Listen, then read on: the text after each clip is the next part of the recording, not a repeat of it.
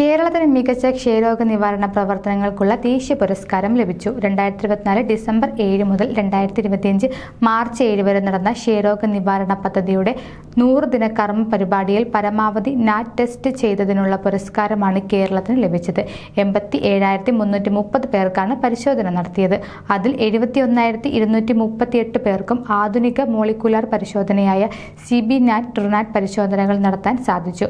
18% പേർക്ക് മാത്രമാണ് പഴയ രീതിയിലുള്ള മൈക്രോസ്കോപ്പ് പരിശോധന നടത്തിയത്.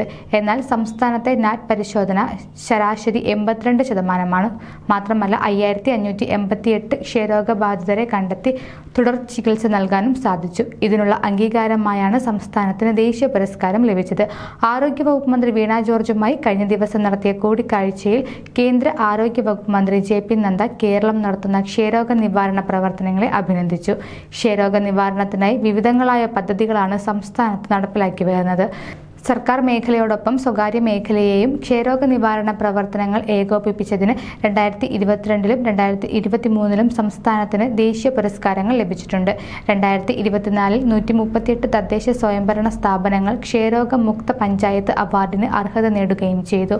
വയനാട്, ഇടുക്കി എന്നീ ജില്ലകളിലെ പകുതിയിലധികം തദ്ദേശ സ്വയംഭരണ സ്ഥാപനങ്ങളും ക്ഷയരോഗ മുക്ത പദവിക്ക് അർഹത നേടിയിട്ടുണ്ട്.